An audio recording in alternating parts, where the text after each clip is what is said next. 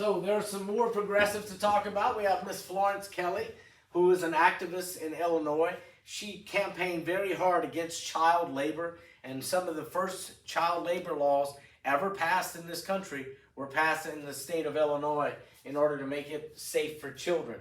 We have Carrie Nation next.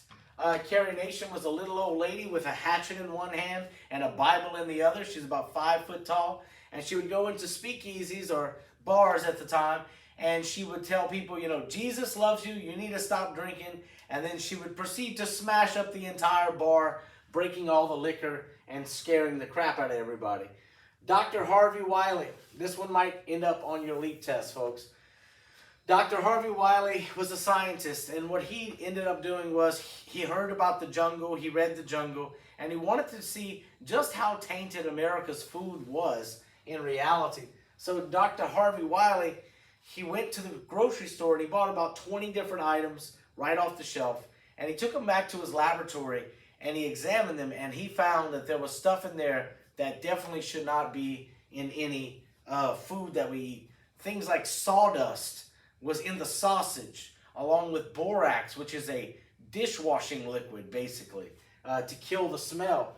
He also found that there were formaldehyde in the pork and beans. So if you were eating pork and beans, you would get high because you're actually ingesting things that we inject into dead people so they don't rot after they die. Woodrow Wilson helped to obtain the creation of the Fair Trade Commission to regulate trust companies at this time. Okay? The Fair Trade Commission. So we're trying to regulate monopolies. All right, use the quote.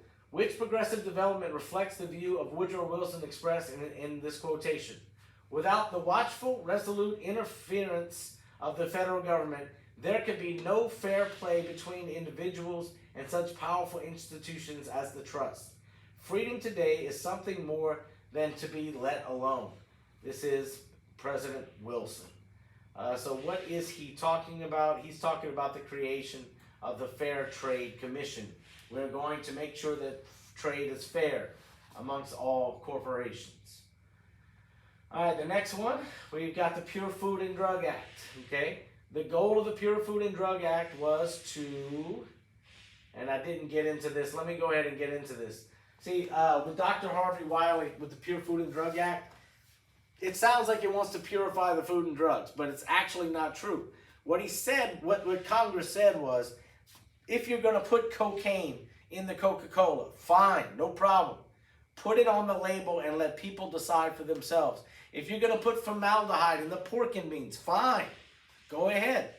Put it on the label. You have to list it as an ingredient and let the people of America make up their own minds. So what was the goal of the Pure Food and Drug Act? And it was to ensure that products were labeled accurately. That is the correct answer right here. Okay?